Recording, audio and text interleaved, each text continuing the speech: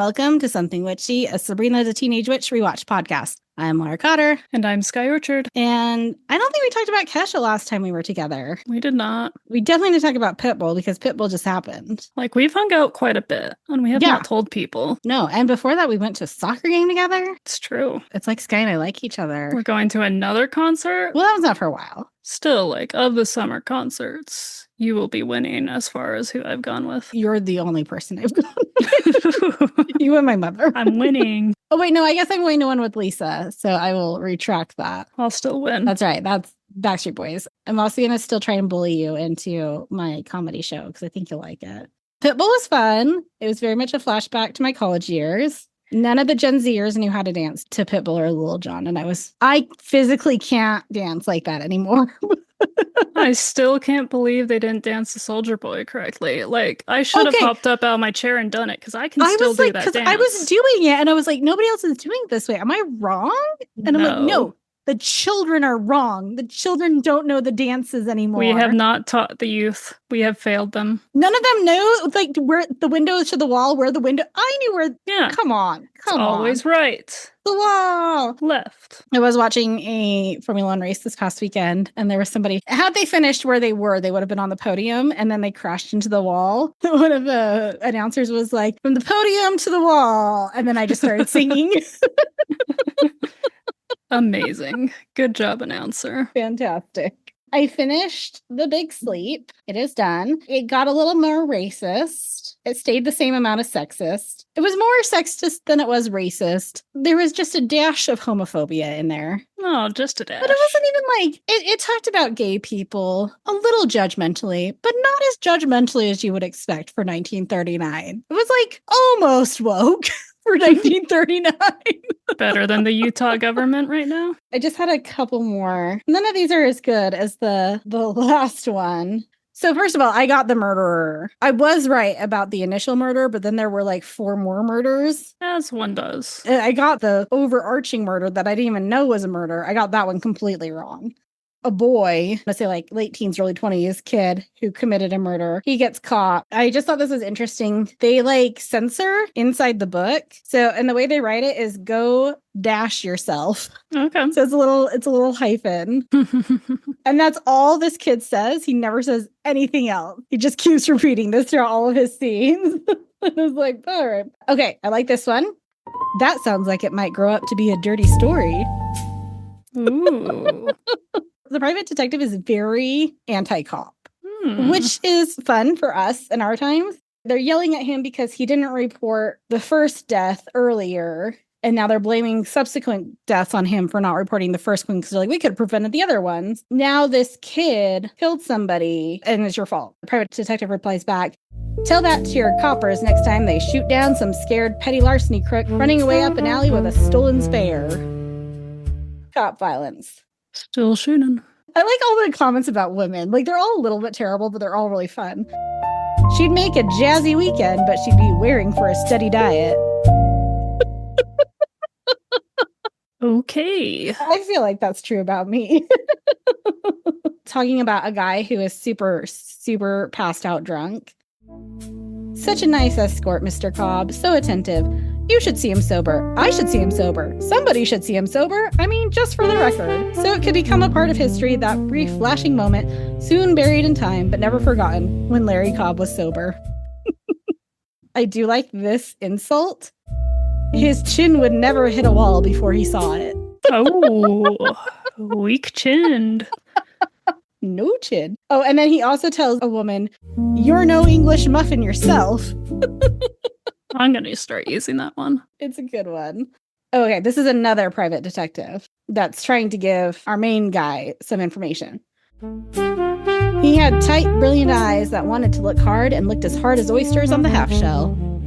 I don't know what to do with this description. She was tall rather than short, but no beanpole.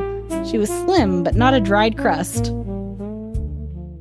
So she was average? I'm following it along until we get to the dried crust, and then I'm just like, huh. Last one, and then we're done with the big sleep forever. Crazy girl with her thumb is back. Oh, yes, the thumb sucker. Yeah. She put her thumb up and giggled. I'm not. When she giggled, I didn't like her anymore. Same. Was this after she sucked her thumb that she's giggling, or she's just putting her thumb up? Sometimes she talks and sometimes she giggles like around her thumb, I think. Oh. By the end of the book, she's insane. Like getting carted off. To the asylum. Yeah. I see.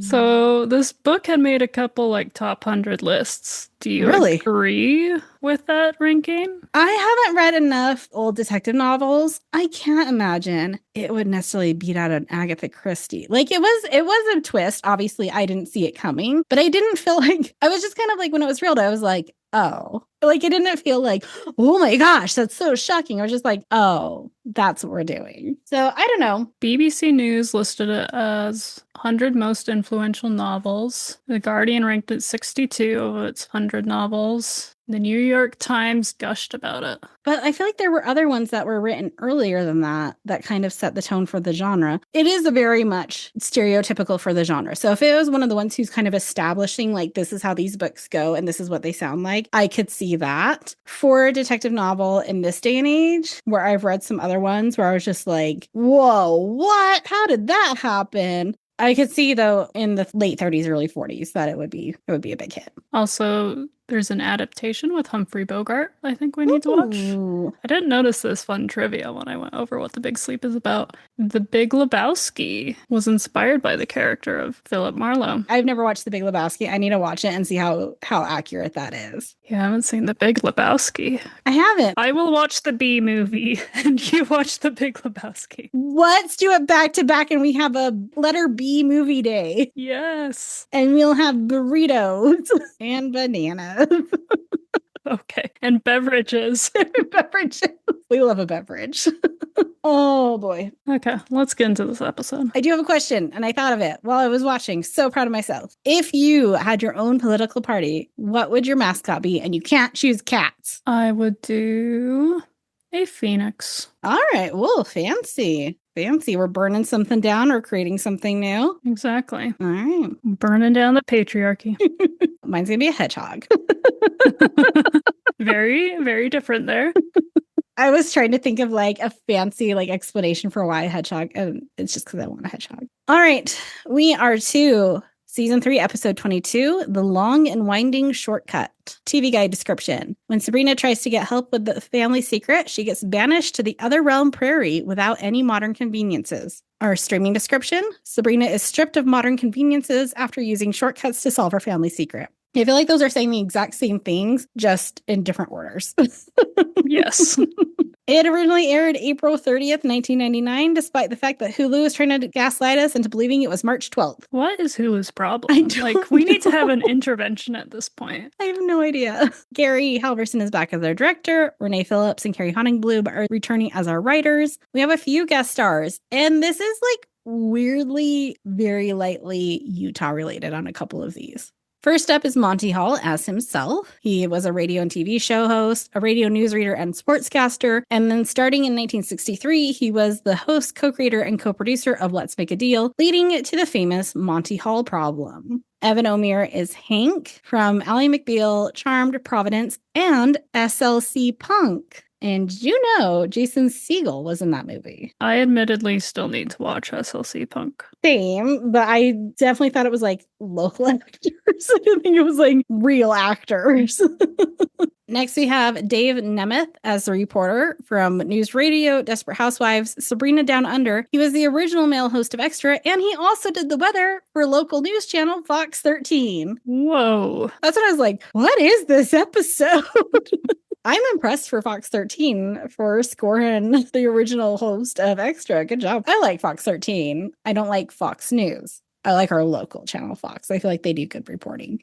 Rich Brinkley is our 50-year-old man from Saved by the Bell, The New Class, Thunder Alley, Twin Peaks, and the 1988 to 90 TV series Beauty and the Beast. Carmen Philpe is the old guy from The Wedding Singer, Beetlejuice, Halloween 4, Smart Guy, and Mouse Hunt. And lastly, we have William Bassett as Uncle Roy. He is from The Karate Kid, Arrested Development, Scrubs, and then voices for Fallout and Warcraft video games. little bit of trivia. This title is an allusion to The Long and Winding Road, a ballad written by Paul McCartney. What were your overall thoughts on this one, Sky? This episode was fun, but also very frustrating. Like, if I could murder Miss Quick, I would go full Hilda on that woman. Like, oh, why? It frustrates me that she's so good with this stupid board. Oh, okay. Well, I mean, but is she? She had a full 24 hours, or I guess like 18, to do nothing but think of the family clues, and she still came up with Mafire. I mean, I was saying Mafire for a long time too, so. You were going, fire. Would you have been more or less frustrated had I if I hadn't pushed you to solve the aviary clue last week? I definitely would have been more frustrated, so thank you for that. A remote might have ended up at my TV. My frustration is that Sabrina has every member of the Spellman, and she cannot get that the next word is family. Like, just sentence structure wise, it has to be like family, clan, something like that. Like, it throws you off because you have blank plus Robert E. Lee, and so it makes it seem like there's more. But if you go like, Lee, like, I don't know. Our cold open. Hilda is knitting, and Salem asks for mittens, but she refuses. Sabrina struggles to get through Wuthering Heights and asks someone to tell her what happens. Zelda tells her she needs to do it on her own, and Hilda never read it. Hilda says, sorry, never read it. Emily Bronte bugged me. She was in my English class, and she always thought she was so brilliant. So Bronte lived from 1818 to 1848. Does this fit with the aunt's timeline? Because Hilda would never choose to do extra schooling past mandatory education. And this seems like, her 200s for the 1830s? 300s, almost. I firmly believe that Hilda would be held back for 300 years. Okay. The lovely topic of Wuthering Heights. How does one even begin to describe Wuthering Heights? My comment was that Zelda thinking Wuthering Heights is a wonderful love story explains her relationship with Mr. Kraft. I know I've read it, but I feel like I didn't absorb what I read when I read it. I think it was just one of those things where I was like, I need to read this and get through this just so I can say I've read it. Like, it's the same thing with Sense and Sensibility. I know I read it, because then I read Sense and Sensibility and Sea Monsters. The superior novel. Still can't really tell you what happened. So, Wuthering Heights is the only novel by the English author Emily Bronte, initially published in 1847 under her pen name Ellis Bell. It concerns two extensive upland estates and their landowning families on the West Yorkshire moors, the Earnshaws and the Lintons, and their turbulent relationships with Earnshaw's foster son Heathcliff. Driven by themes of love, possession, revenge, and reconciliation, the novel is influenced by Romanticism and Gothic fiction. It is considered a classic piece of English literature. Though contemporaneous reviews were polarized, Wuthering Heights has come to be considered one of the greatest novels written in English. It was controversial for its depictions of mental and physical cruelty. I'd say it still is, including domestic abuse, and for its challenges to Victorian morality, religion, and the class system. It has inspired an array of adaptations across several types of media. Graham's Lady magazine of the time wrote, "How a human being could have attempted such a book as the present without committing suicide before he had finished a dozen chapters is a mystery. It is a compound of vulgar depravity and unnatural horrors." Virginia Woolf loved the book, though, so Wuthering Heights, it's a treat. Wuthering Heights. Is it a love story? Sabrina decides to use magic to take her into the book. Take me into the book. Knowing what happens would be heaven. Flip ahead to page 211. She zaps herself to a foggy moor, and I have waited almost 3 full seasons thinking I hallucinated this scene.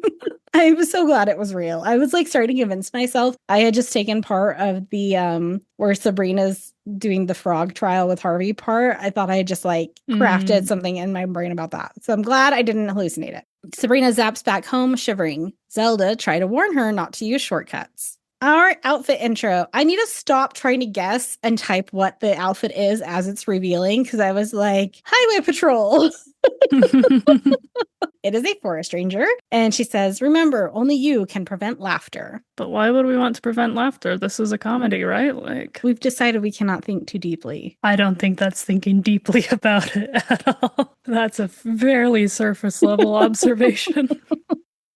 Hilda is struggling with the crossword puzzle. Zelda asks, this is not going to turn out ugly like that tic-tac-toe incident, is it? And Hilda says, despite my dating history, I couldn't think of a word for male turkey. I also couldn't. I was like, what is a 3-letter word for male turkey? I want to know more about this tic-tac-toe incident.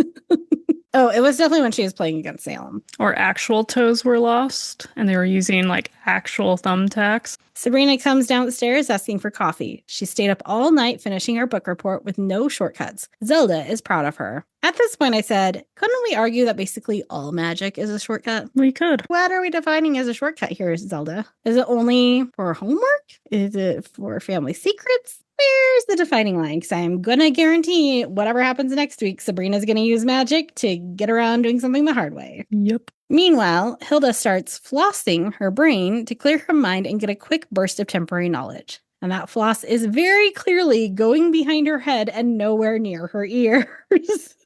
Sabrina points out that is a shortcut. Suddenly, band music starts playing. They all go upstairs to find a patriotically dressed Salem declaring that it's election time in the other realm. Uncle Sam is at the linen closet door and hands a sample ballot to Sabrina, telling her to vote, then tells Hilda to stop calling him. Zelda lets us know that in the other realm, he's called Uncle Roy. But they don't know why. Why is he called Sam here? I feel like I knew the answer once upon a time, actually. Is it short for something? Like how Chuck E. Cheese is short for Charles Entertainment Cheese? Charles Entertainment Cheese, really? I'm pretty sure.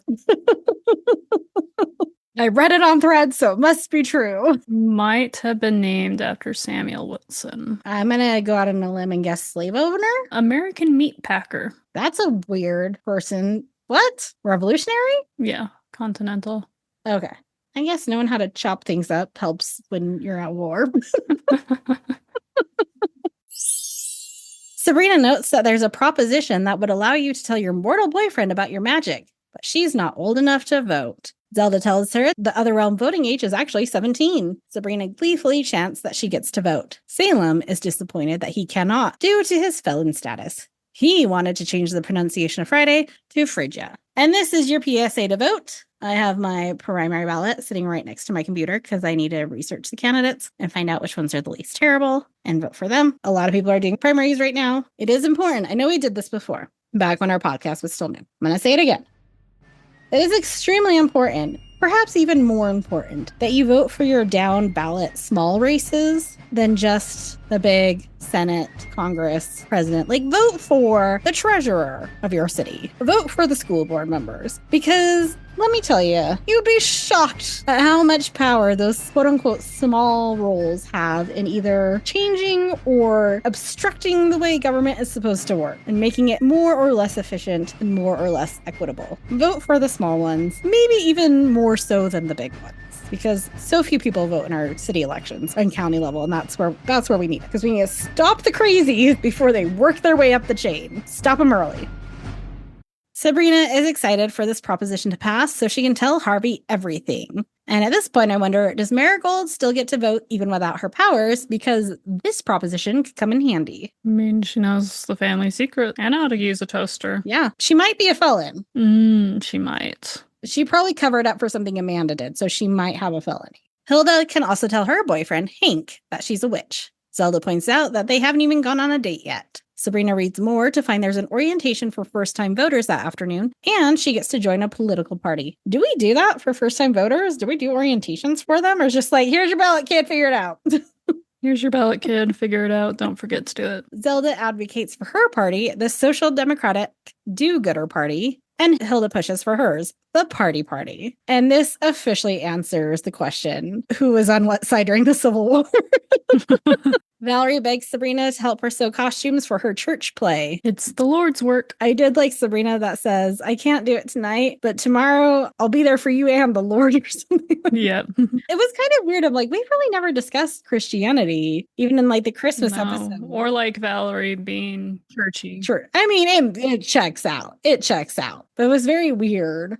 Sabrina offers to help tomorrow. An exhausted Harvey joins them. He finished his book report early, but his mom is in her 3rd trimester and the toilet flushing is keeping him up all night. Sabrina says, but I thought you made a bed out of fertilizer bags in the garage. Harvey says, I did. My dad's using it. We know they have at least 2 children already, with quite a large age gap between the 2 of them. How small is this house? Great question. Also, surely there's more than fertilizer bags to make a bed from.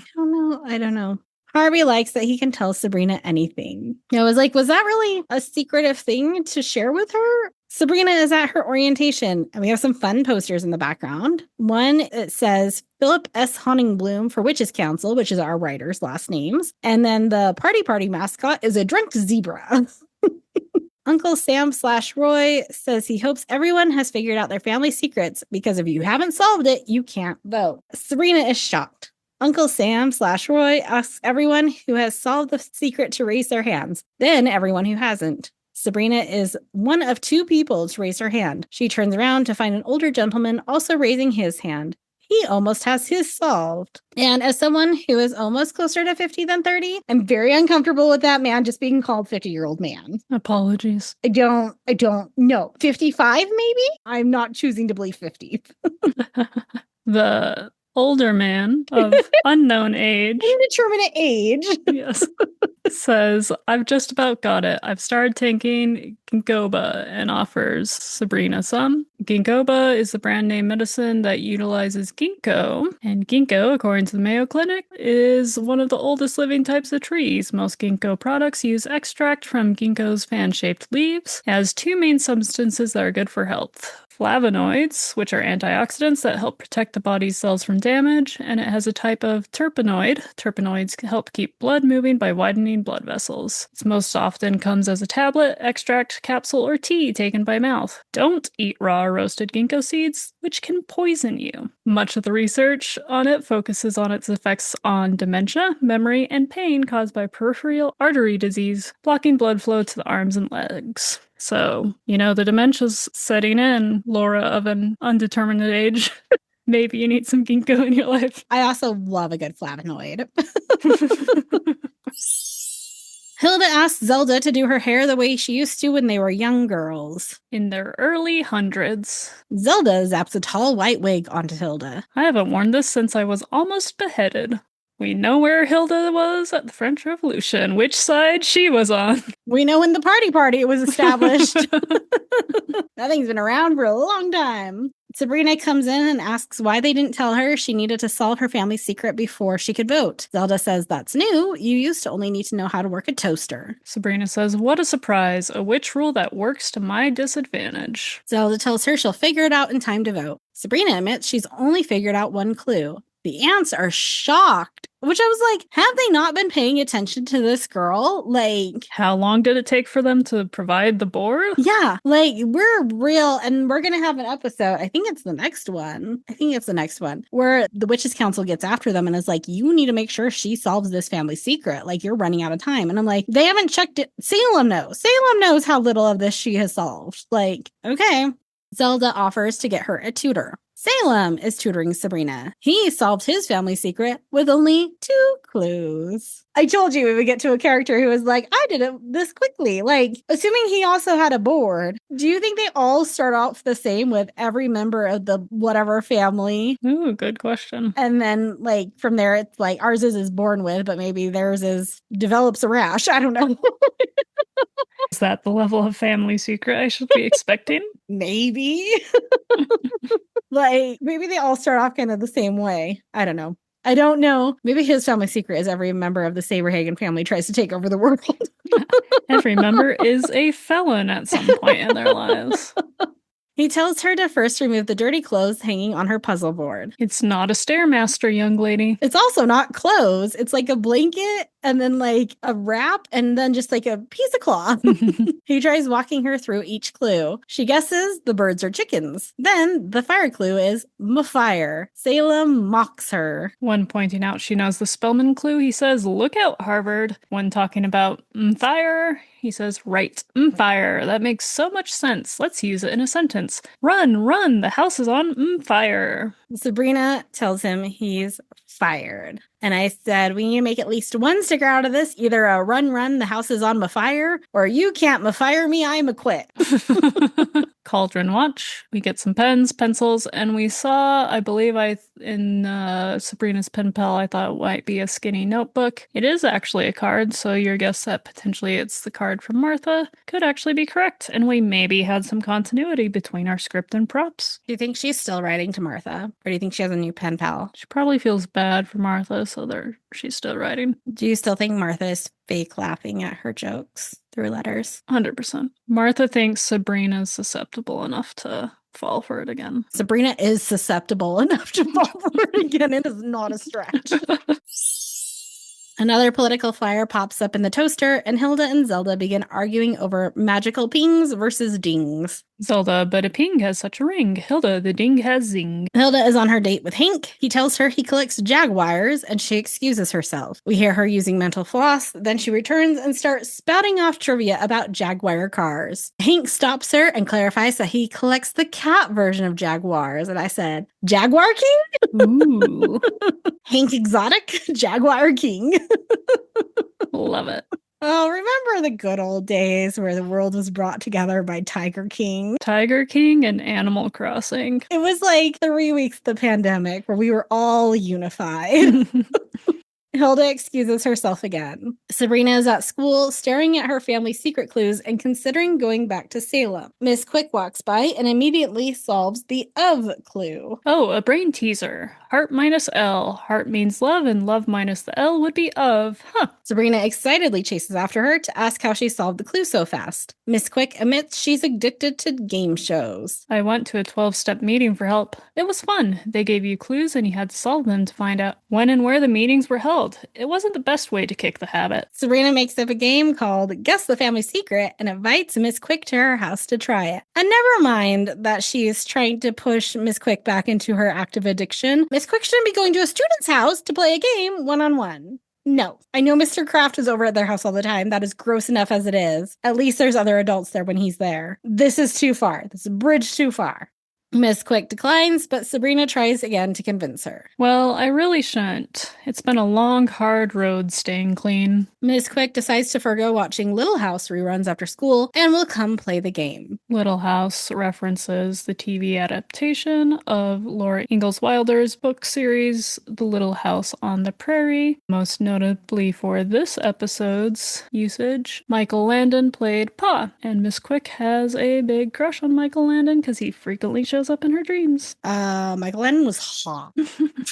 He frequently had his shirt halfway unbuttoned. It was one of the shows you could watch and your parents wouldn't judge you for watching it. I also can't figure out how they did Sabrina's hair. That's these little twisties, almost like French twists, and then poof out this little sticky part. I can't figure out how they did that and got it to stay. I'm assuming 1,000 bobby pins, but it was weird.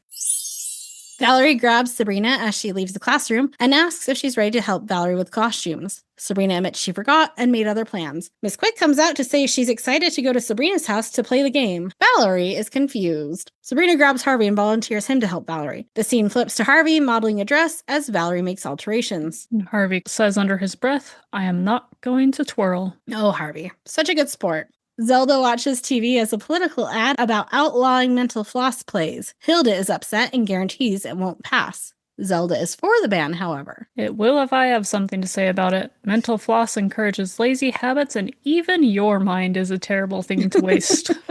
She's going to campaign for it right now. Hilda vows to fight against the ban, but first she has a date. Sabrina comes back home and asks Salem if her aunts are around. He tells her they're both gone. She tells him to warn her if they come home because she's having her algebra teacher over. Salem, laughing, says, yeah, right. How pathetic would that be? Ms. Quick arrives at the side door for some reason, and immediately clocks that the cat is eating a banana. Sabrina's terrible lie is, oh, he's part chimp on his mother's side. I had a cat that would eat corn on the cob. Yeah, just say the cat likes bananas. Sabrina tells her to wait in the kitchen while she sets up the game. She left Mrs. Quick alone with Salem. Eating a banana. but like only for like 4 seconds because she sets up the game immediately. Sabrina zaps a game show set into the living room, and the announcer calls for Miss Quick to come on down. Miss Quick is so excited and too busy looking at everything to play the game, despite Sabrina's urging. She asks if the buzzer is a genuine Goodson Todman buzzer. Goodson Todman was a TV executive and producer behind game shows such as Blockbusters, Call My Bluff, Family Feud, Missing Links, Password, The Price is Right, and Winner Takes All. So Sabrina zaps in Monty Hall to move things along.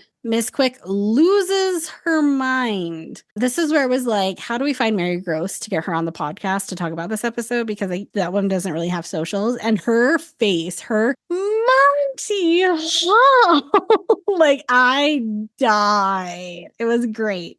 Monty starts the game by asking the contestants about themselves. I could not find anything about Terre Haute, Indiana being the stewed fruit capital. However, it is the primary penitentiary that performs the federal death row executions for men. Oh, there is no officially recognized stewed fruit capital of the U.S. However, one of the places Google lists as fruit capitals, Orem is the fruit capital of the nation during the early 1900s. Okay, I was about to say, don't think so. Sabrina hurries him along. He asks Sabrina for her guess on the first clue. She passes. Miss Quick quickly solves it as every. Birds in a house. Birdhouse would be too obvious, so what else do you call it? Oh, an aviary. Yeah, but aviary doesn't make any sense, so it must be a word that sounds like aviary.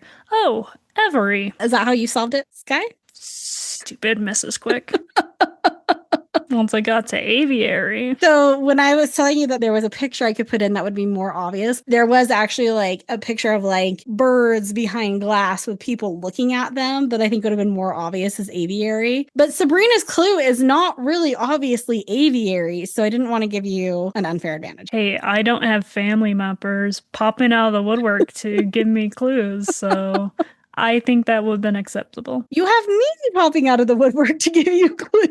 Except you didn't. That was your chance. And you failed. Poll the people. They'll agree with me. Sabrina and Miss Quick celebrate and hug. Monty asks Sabrina for her guess on the next clue, and she passes again. Miss Quick is in the middle of solving it when everything freezes. Zelda is back home. Sabrina shoves Miss Quick out the front door. Well, can't we finish the game? I've got that fever. I'm hot. Sabrina tries to go up to her room, but Zelda stops her. Zelda tells her that using a shortcut to solve the secret will have serious consequences. Zelda casts a spell to prevent Sabrina from using any shortcuts for a full day, which means no modern conveniences. You leave me no choice but to punish you. To learn the error of her ways, no shortcuts for 1 day. Further evidence that spells are not Zelda's strong suit. If she tries to use a shortcut, the Witches' Council will intervene. Sabrina starts cleaning up the game show set. How'd she get Monty Hall and the game show attendant girl home without a shortcut? I feel like Zelda disposed of them. Salem wakes Sabrina up the next morning. Her alarm didn't go off because that would be a modern convenience. Oh, so apparently our forefathers were late for everything? I've often wondered about that, like in years before clocks and alarm clocks. Like, how did people wake up on time? Or was just like, whatever time you woke up, that was on time. I can barely wake up on time with an alarm clock. And oftentimes don't. The struggle is real. Well, I also am able to stay up until midnight because I have lights and, Yeah. house. Sabrina comes back into her room after taking a shower, but her hairdryer disappears. She runs downstairs with wet hair, worrying about how she's late. She goes to warm up her breakfast, but the microwave disappears. Sabrina, with very dry hair and kind of styled hair now, finally runs into algebra class, very late. Valerie asks her why she wasn't on the bus, and Sabrina says it was a modern convenience and she's against them and for solar energy. Miss Quick tells her that the question they're working on is very complicated, so they can use calculators. Sabrina pulls hers out, but it disappears. It's a good thing I don't have a pacemaker. True. Or like an insulin pump. Mm-hmm. Also, the problem on the board is in no way an algebra problem. Not even a little bit. Valerie asks Harvey to help her with the dress for one more fitting. Harvey refuses. I can't. I have plans and they all involve me wearing pants. Also, what is with his hat? I do not like it. I don't know what's going on with his hair that we're hiding it with that hat, but anti that hat. Wasn't there a period of time where he was wearing hats, but it was like all the way around brim hats? There was that. He had the weird cap, and now he has this like other weird style hat. Sabrina joins them in the cafeteria, and Harvey asks if they're still on for the slicery and pinball after school. But she can't because it's too modern. How about a rousing game of mahjong? She then leaves again. Now, if you'll excuse me, I have to find a buggy heading uptown. What was the point of her going into the cafeteria? To show she can't use modern conveniences. She's clearly in a hurry to get somewhere. She goes in, says a line, and leaves. Okay, Harvey has a suspicion she doesn't always tell him everything. Valerie cheerfully points out he no longer has plans after school. The scene flips to Valerie putting the finishing touches on the dress as Harvey models it again. Miss Quick pulls Sabrina into her classroom. This is after school, I'm assuming. I don't know why she went uptown in a buggy. I don't know why she's back. She was up half the night working on the second clue to the family secret game. Miss Quick starts to solve it, and Sabrina tries to stop her and plugs her ears. Miss Quick tries to put the paper in her face, but Sabrina refuses to look. Then she breaks and grabs the paper out of Miss Quick's hand and runs away. Sabrina opens the paper and is immediately transported to a cabin wearing pioneer clothing, and a voice booms, "No shortcuts!" The cabin door opens and Miss Quick enters. She asks Sabrina why she's in her little house dream. A news reporter, our weatherman, our local weatherman, is live at a mob scene at election headquarters. And it's actually only about 10 people when that camera pulls out. Hilda and Zelda are arguing over mental floss. I'm here at election headquarters, where a very heated debate has erupted over mental floss. Now arguing in favor of flossing is Hilda Spellman. Hilda Spellman has gone on record as saying, a vote against mental floss would be a vote against family values. Interestingly enough, arguing for the opposition is her sister, Zelda Spellman. I just need like a one-off episode of Hilda and Zelda in the year 2026. That's all I need. Are they even still talking to each other? Probably not. Well, I mean, we got through the Civil War, so maybe. The reporter asks Uncle Roy's opinion, and he says it has turned into a smear campaign with more mudslinging than he has seen in his entire life. We cut to Hilda and Zelda, or at least two women, fighting in mud. Sabrina wakes up an old man sleeping outside the cabin and asks for the quickest way out. He says there are no shortcuts. She asks if he's there to explain things. Sabrina figures out she's supposed to make him something to eat without using shortcuts, and her punishment will be over. The guide says yes. Miss Quick comes out, sweeping the floors, and Sabrina tells her the plan to make bread and butter from scratch. That's not how my dream usually goes, but okay. Does Miss Quick usually sweep in her dreams? While she's waiting for Michael for Pa, yeah. No, don't call him Pa. We get an old-timey montage set to The Hard Way by Faith Hill. Sabrina milks a cow. Miss Quick spills the entire bucket of milk. Sabrina grinds wheat into flour. Miss Quick sneezes it away. Sabrina looks for eggs under a chicken. Miss Quick and Sabrina offer encouragement to the chicken. Sabrina stokes a fire with a bellows, and I had to look up what that thing was called because I couldn't remember. I need some mental floss. Miss Quick opens the cabin door and lets in a snowy wind, and the fire goes out. Sabrina churns butter while Miss Quick is tied up. Did you actually get The Hard Way, or just like subtitles? No, that's how I knew what it was, because I had the actual lyrics. I looked it up. Did you get anything? I got subtitles set to a jaunty country tune that was not The Hard Way by Faith Hill. Well, that's what you get. Come over to Hulu and you get wrong dates, but you get music sometimes. Sabrina serves her homemade bread and butter to the old man, excited to go back home. Miss Quick points out that this is her dream and she's not ready to go back home. The man eats the bread and butter and thanks Sabrina, then leaves. The fire crackles and an ember lands on Sabrina's dress. She gets it out and realizes the fire clue was ember. M plus ember equals member. Miss Quick praises her for a better answer than what she had. The fire. Sabrina yells out that she figured it out by herself and she's ready to go. She looks around expectantly, but nothing happens. Just then, Valerie comes in wearing similar pioneer garb. Miss Quick says, I've never dreamed about two students before. Valerie is excited that Sabrina decided to help out her church after all with their rarey days. I wonder if that's the whole reason they made it a church thing, was so they could make that joke. Probably. The guide comes in, leading people in suits and telling them about the cabin. Sabrina realizes he was a tour guide and she's been in Westbridge the entire time. She grumpily stomps out of the cabin and finds Harvey wearing the dress and a bonnet, and also appears to be wearing falsies. because his bosom is nicely filled out in that dress.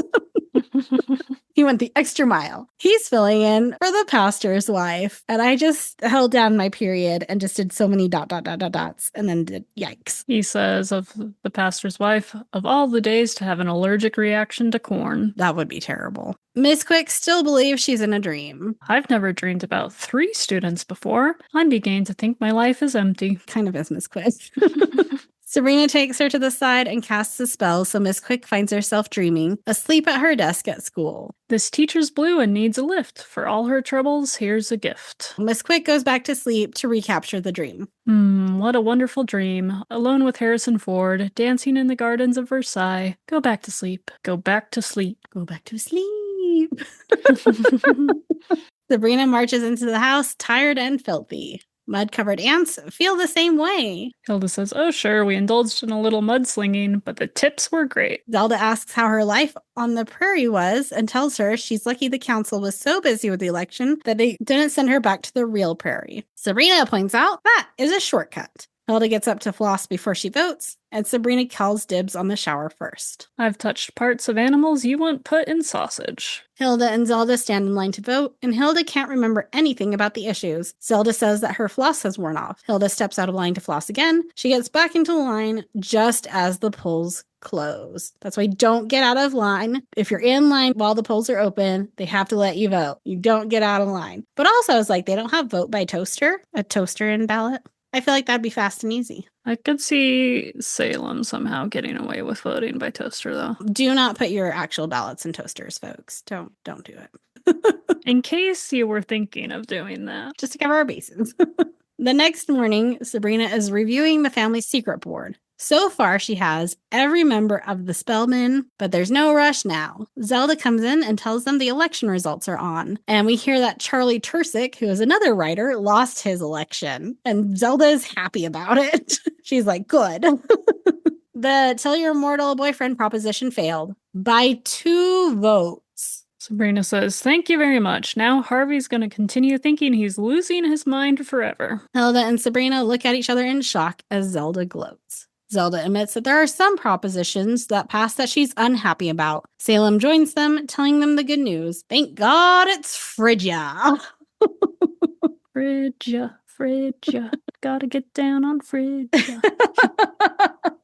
In our end tag, Zelda is reading Wuthering Heights, but there's a chapter missing. She yells out that she's going to the library, but decides instead to zap herself into the story. She's on the foggy moors, yelling for Heathcliff, but Hilda and Sabrina are there too to reprimand her for taking a shortcut. Is it a shortcut? She's not reading it for, like, a book report or a grade. She's just reading it for fun. Doesn't matter. What's the definition of a shortcut in magic? I don't know. I like the episode. I think it's a fun episode. I feel like the overall story is pointless. Like, the overall lesson is pointless. Zelda tries to claim it was a mistake, saying that first she was trying to summon Roger more than Dudley more, but then admits it was a shortcut.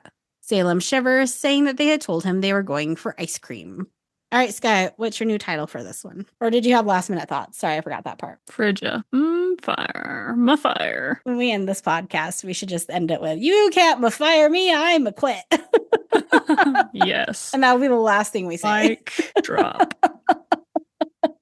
So what's your new title for this one, Sky? So I do like the long and winding shortcut, but what came to me is you could say it's a quick answer. Oh. Clever. All right, time for your favorite part. Guess the family secret. I mean, you got most of it. Yeah. So every member of the Spellman family is born with a something, and it has to have a -E in it. But then there's the good and bad parts in all of us. Now, my question is, does that apply to the final word, or does it apply to just the overall theme of this family secret? I'm going to go with overall theme. I really don't want you to guess it. I'm really nervous you're going to get it. Well, we know it's a ridiculously stupid secret, too. So, I'm going to say, every member of the Spellman family is born with a conscience. Okay. I think I've maybe guessed that before. I don't think so. Yeah, they have a conscience. Okay, I don't know what clue -E you get. No clue either, but the good and bad in all of us, I don't know. I'm still thinking. There you go. Our next episode is season 3, episode 23, Sabrina the Sandman. What do you think it's going to be about, Sky? Well, I think you let it drop that we get the Witches' Council saying, yo, why doesn't she know her family secret yet? So we're going to have some other realm shenanigans, and I think the Sandman is actually going to be there as a traditional Sandman character. It could be like a Sabrina Claus thing where she has to fill in for his duties, maybe as part of her way to becoming a witch, and she can find out more about her family secret by doing this. I don't know. It's a fun episode. We have a returning actor playing a different character. It's a good one, though. I'm excited. Please like, share, rate, and subscribe to this podcast. You can email us at somethingwitchypod@gmail.com. You can follow us on Instagram, Facebook, Threads at somethingwitchypod. Until next time, stay magical.